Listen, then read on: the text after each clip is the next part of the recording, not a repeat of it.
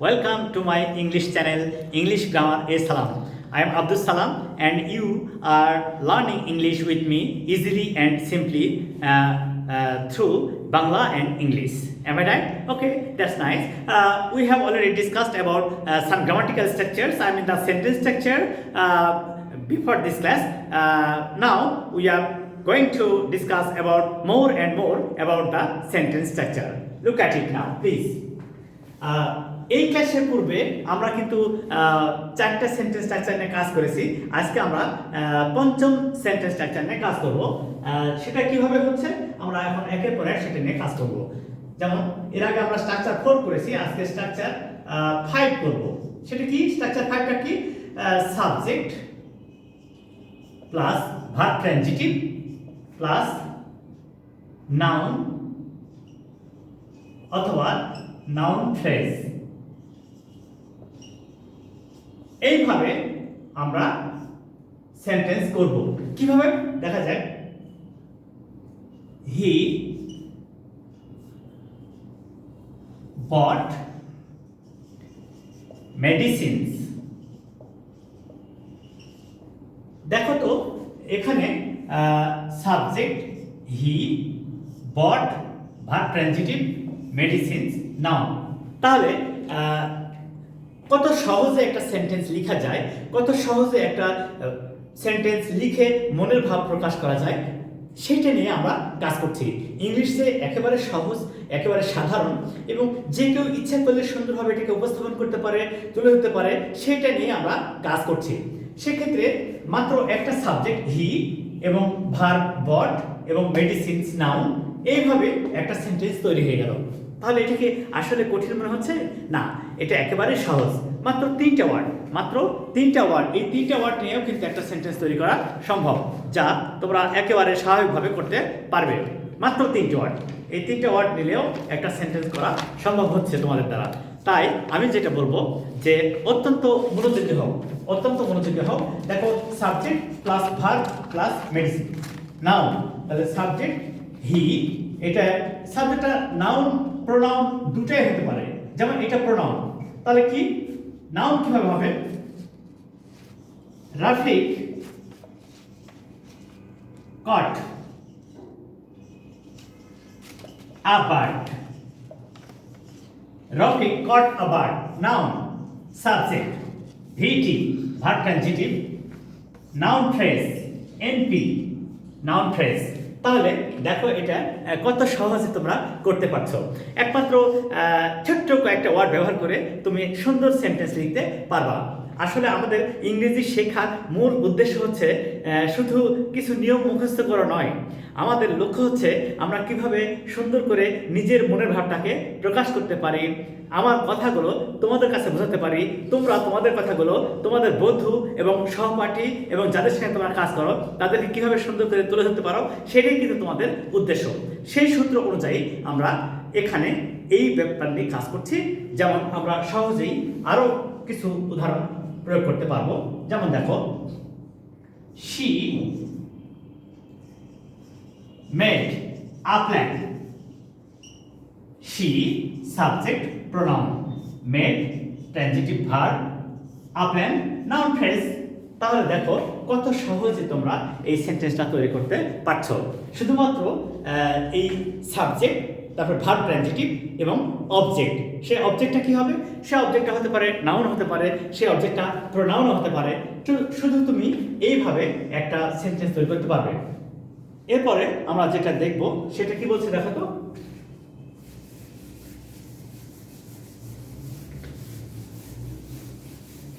তাহলে আমরা এখানে এই সেন্টেন্সটাতে যা শিখলাম তা একেবারে সহজ।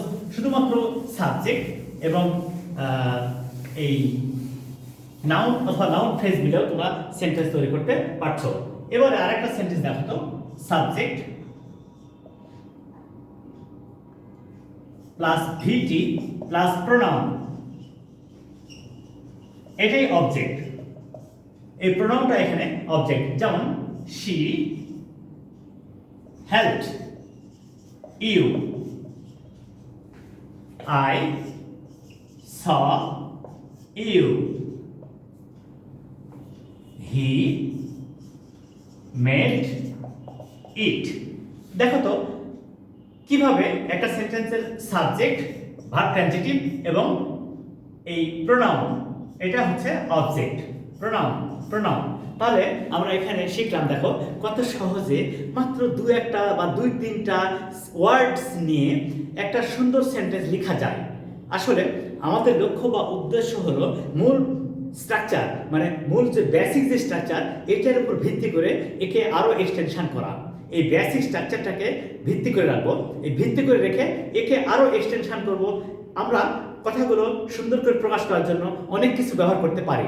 মূল স্ট্রাকচার ঠিক থাকবে, সাবজেক্ট প্লাস ভার্ব, মানে সাবজেক্ট প্লাস ভার্ব ট্রানজিটিভ, এইটাই ঠিক থাকবে, কিন্তু এরপরে আমরা আরও অনেক ধরনের এক্সটেনশন ব্যবহার করব। কিভাবে এক্সটেনশন ব্যবহার করা যায় এবং সেন্টেন্স প্রকাশ করা যায়, লেখা যায়, সেটা নিয়ে আজকে আমরা আরও কাজ করব। যেমন একটা ধরো ইনফিনিটিভ।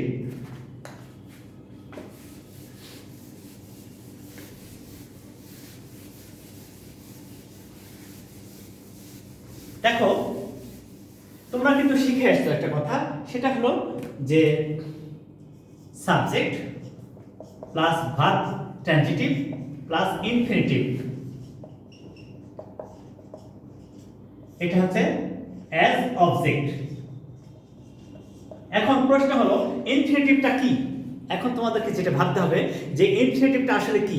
ইনফিনিটিভ হচ্ছে টু প্লাস ভার্ব। যখন তুমি ভার্বের বেস ফর্ম বা প্রেজেন্ট ফর্মের পূর্বে টু বসাবা, ওই টু সহ ভার্বকে বলা হয় ইনফিনিটিভ। যেমন দেখো, Hasan wanted to go out. দেখো তো subject Hasan, wanted VT, to go out infinitive. কিভাবে একটা সেন্টেন্স সহজে লেখা যায় এই সেন্টেন্সে খেয়াল করে দেখো, হাসানটা সাবজেক্ট, একটা মানুষের নাম, হাসানটা সাবজেক্ট, এটা একটা মানুষের নাম, আর ওয়ান্টেড এটা ভার্ব ট্রানজিটিভ। তোমরা তো জানো ট্রানজিটিভ ভার্ব কি। ট্রানজিটিভ ভার্বটা হচ্ছে সেই ভার্ব যা সেন্টেন্সে অবজেক্ট ছাড়া অর্থ সম্পন্ন করতে পারে না। তাহলে ট্রানজিটিভ ভার্বটা কি? ট্রানজিটিভ ভার্ব হচ্ছে সেই ভার্ব যা সেন্টেন্সে সাবজেক্টের সঙ্গে ব্যবহৃত হবে কিন্তু অবজেক্ট ছাড়া অর্থ সম্পন্ন করতে পারবে না। তাহলে ওই রকম ভার্বকে বলবো আমরা transitive verb. The verb which will be used with the subject in a sentence but cannot express the meaning by itself without the help of object is called transitive verb. Am I right? Oh, in this way, you can use infinitive. Hasan wanted to go out. Hasan বাইরে যেতে চেয়েছিল। এই to go এটা হচ্ছে infinitive. তাহলে আমরা এখানে কি শিখলাম? ভার্বের বেস ফর্মের পূর্বে টু বসালে টু প্লাস ভার্বকে বলা হবে ইনফিনিটিভ, এবং সেই ইনফিনিটিভটা ট্রানজিটিভ ভার্বের অবজেক্ট আকারে কাজ করে। ইনফিনিটিভ কি করে? ট্রানজিটিভ ভার্বের অবজেক্ট আকারে কাজ করে। এবার দেখো কিভাবে ইনফিনিটিভ তার আবার অবজেক্ট থাকে কিভাবে। ইনফিনিটিভের অবজেক্ট আকারেও এই ট্রানজিটিভ ভার্বের পরে কি বসবে? ইনফিনিটিভ বসবে, কিন্তু এই ইনফিনিটিভটার আবার কি থাকবে? ইনফিনিটিভ উইথ সাবজেক্ট, মানে ইনফিনিটিভ উইথ সাবজেক্ট। কিভাবে সেটা? Infinitive with subject. যেমন the doctor advised Soma, the doctor advised Soma to take rest. The doctor subject, advised VT, Soma noun object to take rest. The doctor advised Shoma to take rest. Infinitive. এখানে একটা মজার ব্যাপার দেখো কিভাবে আছে। এই সোমা কিন্তু এই ইনফিনিটিভের সাবজেক্ট, এর সাবজেক্ট। এই টু টেক রেস্ট, এই এটা হচ্ছে ইনফিনিটিভ, এই ইনফিনিটিভের সাবজেক্টকে সোমা। তাহলে এখানে আমরা কি শিখলাম? যে সেন্টেন্সের ইনফিনিটিভটার সাবজেক্টও ব্যবহার হতে পারে, তাই বলা হচ্ছে ইনফিনিটিভ উইথ সাবজেক্ট। অর্থাৎ একটা সেন্টেন্সে সাবজেক্ট প্লাস ভার্ব ট্রানজিটিভ এবং তারপর যে ইনফিনিটিভটা ব্যবহার হচ্ছে অবজেক্ট রূপে, তার আবার সাবজেক্টের কাজ হচ্ছে কি সোমা। এই সোমাটা হচ্ছে এখানে এই টু টেক রেস্টের সাবজেক্টের কাজ করছে, কিন্তু মূল স্ট্রাকচার যদি আমরা বিবেচনা করি তাহলে কি বলবো? সাবজেক্ট প্লাস ভিটি প্লাস অবজেক্ট। এই পুরোটাই অবজেক্ট হচ্ছে, এই সমস্তটাই হচ্ছে অবজেক্ট। এইভাবে আমরা ব্যবহার করতে পারবো। আমরা যদি এই সমস্ত সেন্টেন্সের কথা ভাবি, আমরা যদি সমস্ত সেন্টেন্সের বিষয় নিয়ে আলোচনা করি, তাহলে আমরা এইটা বুঝতে পারবো। যেমন দেখো, এই সেন্টেন্সটাকে আরো আমরা কিভাবে লিখতে পারি সেটা দেখি। The teacher advised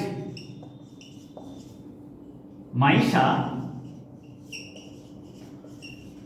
the teacher advised Maisha to prepare her lesson. দেখো তো এখানে আবারও আমরা কিভাবে সুন্দর করে এটা বোঝাতে পারছি, সেটা কি, দ্য টিচার ইনি সাবজেক্ট নাউন, দ্য টিচার ইনি subject noun phrase, are advised এটা ভার্ব ট্রানজিটিভ। টিচার কাকে অ্যাডভাইস করছে?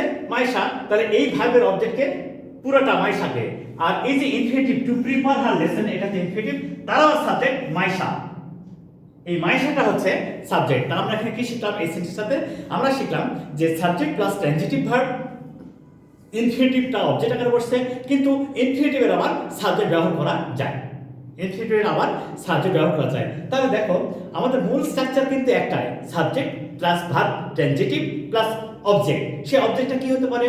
নাউন কমপ্লিমেন্ট হতে পারে, সেটা অ্যাডজেক্টিভ কমপ্লিমেন্ট হতে পারে, আবার সেটা প্রোনাউন হতে পারে। তবে নাউন বা নাউন ফ্রেজ এইটা কি? নাউন যখন শুধু একটা ওয়ার্ড বসবে তখন সেটা নাউন হচ্ছে। যেমন দেখো আমরা এটা উদাহরণ দেখব যে I know Faisal, I know Faisal. দেখো এটা নাউন, শুধু নাউন, এটা সাবজেক্ট, এটা ভার্ব ট্রানজিটিভ, আর এই ফাইসালটা হচ্ছে নাউন। এই ফাইসাল একটা ছেলের নাম, এটা হচ্ছে কিন্তু নাউন। তাহলে তুমি বললা যে এই subject plus verb transitive plus object, এই অবজেক্টটা কি? এই অবজেক্টটা হচ্ছে ফাইসাল, একটা ওয়ার্ড। কিন্তু তুমি যখন বলবা যে দ্য টিচার, এটা কিন্তু নাউন ফ্রেজ, দ্য টিচার এটা কিন্তু নাউন ফ্রেজ। তাহলে বুঝতে কিভাবে নাউন ফ্রেজ হচ্ছে কিনা? প্রথম কথা বলবো আমরা যে একটা সেন্টেন্স যখন নাউন ফ্রেজ হয় সেটা কিভাবে হয়। দেখো তো এই সেন্টেন্সটা নাউন ফ্রেজ হচ্ছে কিভাবে। আমরা তো বলি যে নাউন অথবা নাউন ফ্রেজ হয়, নাউন অথবা নাউন ফ্রেজ হয়, কিন্তু আমরা কিভাবে ওটা দেখবো যে এটা নাউন ফ্রেজ হচ্ছে কিনা সেটা একটু চিন্তা করব। যেমন দেখো তো, I know Sohan, subject plus verb transitive plus noun, এটা অবজেক্ট। এবার হাফিজ wants a new pen. His pen does not work well. এবারে এই সেন্টেন্সটা আমরা খেয়াল করে দেখব, হাফিজ এটা নাউন, আর নিউ পেন এটা হচ্ছে নাউন ফ্রেজ। কেন? হিজ পেন এটাও নাউন ফ্রেজ। তাহলে আমরা কি দেখলাম? নাউন যখন একটা ওয়ার্ড নাউন হয় তখন সেটা কিন্তু নাউন, আর যখন article plus adjective plus noun হয় তখন তাকে বলে নাউন ফ্রেজ, অথবা পজিটিভ প্লাস নাউন যখন হয় তখন সেটা হয় নাউন ফ্রেজ। কি কি হয়? নাউন যদি একটা ওয়ার্ড বসে, সে সাবজেক্টে বসতে পারে, অবজেক্টে বসতে পারে, তখন তাকে আমরা বলবো নাউন। সে নাউন কমপ্লিমেন্ট হতে পারে, noun is used as subject হতে পারে, noun is used as object হতে পারে। কিন্তু যখন article plus adjective plus noun হয় তখন তাকে আমরা বলবো নাউন ফ্রেজ। আবার পজিটিভগুলো কি? আই থাকলে মাই, ইউ থাকলে ইউর, দে থাকলে দেয়ার, উই থাকলে আওয়ার, শি থাকলে হার। এই যে মাই, আওয়ার, দেয়ার, হার, হিজ, এগুলি হচ্ছে পজিটিভ। এই পজিটিভের পরে যখন নাউন বসে তখনও তাকে আমরা কিন্তু নাউন ফ্রেজ বলি। তাহলে এইভাবে আমরা সেন্টেন্স তৈরি করতে পারছি অতি সহজেই। তাহলে আমরা যে সাধারণ কাজগুলো করি, সাধারণ কথাগুলো যেগুলো বলি, একবারে সিম্পলভাবে নিলেই হবে, এর জন্য কোনো কিছু করার প্রয়োজন নেই। হ্যাঁ, এর জন্য অতিরিক্ত করে কিছু ভাবার প্রয়োজন নেই। আমরা এখানে আরেকটা জিনিস দেখব, infinitive with interrogative word. Infinitive with interrogative word. সেটা কিভাবে হয়? ইনফিনিটিভ বানাতে তোমরা বুঝলা যে টু প্লাস ভার্ব, এর সঙ্গে ইন্টারোগেটিভ ওয়ার্ডটা কিভাবে যুক্ত হচ্ছে আমরা একটু দেখি তো কিভাবে সেটা করতে পারছি আমরা। Infinitive with interrogative word, infinitive with interrogative word.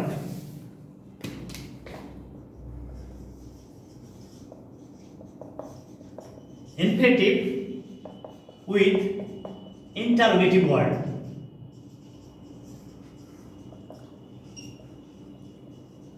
আচ্ছা, কি I know how to swim in the pond। এবারে এই সেন্টেন্সটা খেয়াল করে দেখো তো যে I subject, know VT verb transitive, interrogative word, এটা হচ্ছে ইন্টারোগেটিভ ওয়ার্ড। আর I know how to swim, I know how to swim,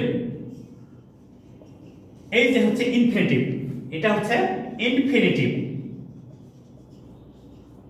তাহলে তোমরা এখানে সহজে বুঝতে পারছো যে ইন্টারোগেটিভ ওয়ার্ড এর পরেও ইনফিনিটিভ বসে, তাহলে subject plus verb transitive with interrogative word with infinitive, এইভাবেও কিন্তু একটা সেন্টেন্স তৈরি করা যায়। যেমন she knows how to drive a car, she knows how to drive a car. এবারে দেখো তো সেন্টেন্সটা খেয়াল করে দেখো তো, শি হচ্ছে সাবজেক্ট, নোজ হচ্ছে VT verb transitive, interrogative word infinitive. তাহলে কি তোমরা বুঝতে পেরেছো যে ইনফিনিটিভ উইথ ইন্টারোগেটিভ ওয়ার্ড, অর্থাৎ একটা সেন্টেন্সে তুমি ইনফিনিটিভ ব্যবহার করবা, তারপরে টু প্লাস ভার্ব ব্যবহার করবা। তবে এটা খুব মজার ব্যাপার, এটা বলি কেমন সেটা। কোনো কিছু জানা বা শেখা অর্থে হাউ টু প্লাস ভার্ব হয়, তোমরা এটা লিখতে পারবা। কোনো কিছু জানা বা শেখা অর্থে, কোনো কিছু জানা বা শেখা অর্থে হাউ টু প্লাস ভার্ব হয়, হাউ টু প্লাস ভার্ব। তাহলে আমরা কি শিখলাম এখানে? আমরা এখানে শিখলাম যে কোনো কিছু জানা বা শেখা অর্থে হাউ টু প্লাস ভার্ব হয়। এটা কিভাবে হয়? যেমন দেখো, I know how to read English, I know how to read Bangla, I know how to read Hindi, I know how to read French, I know how to manage the situation, I know how to drive a car, I know how to manage the situation. In this way we can learn it. Am I right? So my dear students and my dear viewers, please be attentive and be active in my class when we shall discuss about any grammatical points, and every grammatical points is very much important, and we must learn more and more to do better for the next time. So I would like to request you all one thing is that my channel is only for grammatical solution and grammatical discussion. If you feel any problem, please come to my inbox and ask me. I will try to help you to solve the problems. Okay, thank you all.